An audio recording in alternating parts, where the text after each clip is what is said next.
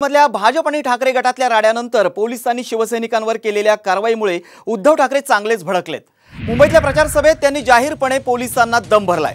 तसंच भाजप कमी मतदानाच्या भीतीने अनेक ठिकाणी मतदारांना मतदानापूर्वीच बोटांना शाई लावत असल्याचा आरोप ठाकरेंनी केलाय। मुंबईत प्रचाराच्या अखेरच्या तापलेल्या राजकारणावरचा हा स्पेशल रिपोर्ट।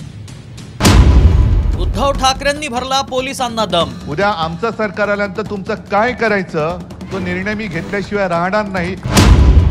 नाव द्या त्या पोलिसांना बघतो मी पुढे काय करायचं ते। मला पोलिसांची नावं पाहिजे।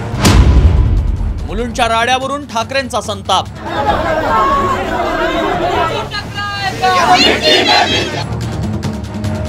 मुंबईत अखेरच्या टप्प्यातल्या मतदानाचा प्रचार थेट हातघाईवर पोहोचलाय।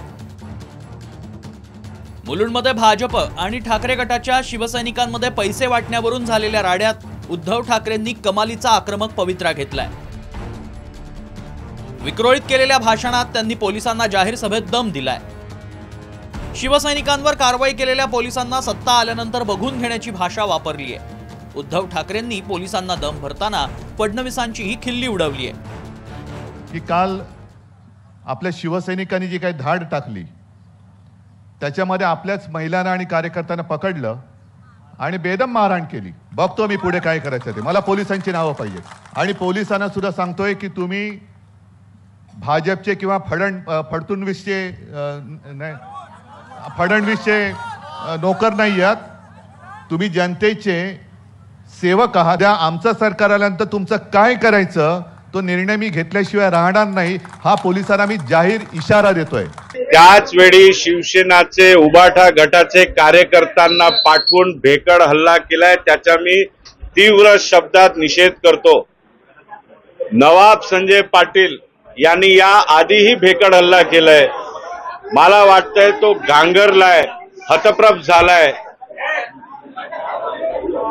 निवडणूक हारण्याच्या भीतीपोटी सातत्याने हे चौथ्यांदा आता घडलंय।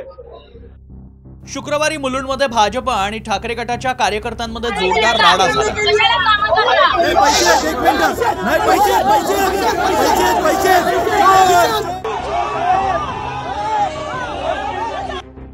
यावेळी दोन्ही पक्षाचे कार्यकर्ते आमने सामने आले होते।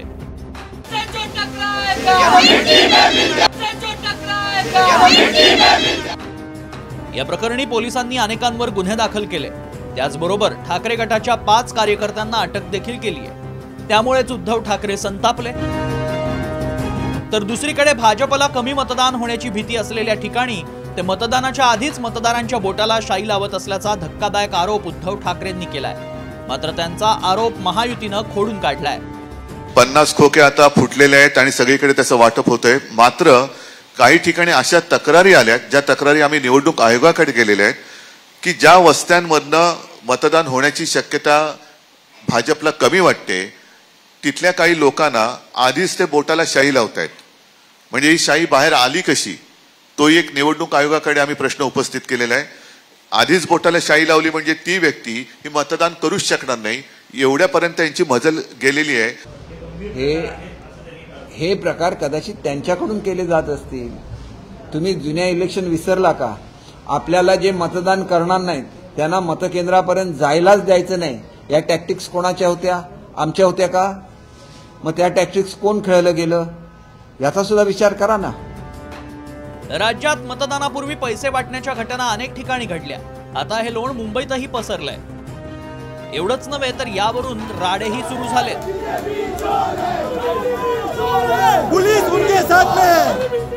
पैशांसोबतच शाईचा नवा मामला सुरू झाल्यामुळे आता मुंबईत राजकारण आणखीनच तापण्याची शक्यता आहे। मात्र उद्धव ठाकरे यांनी पोलिसांवरच आग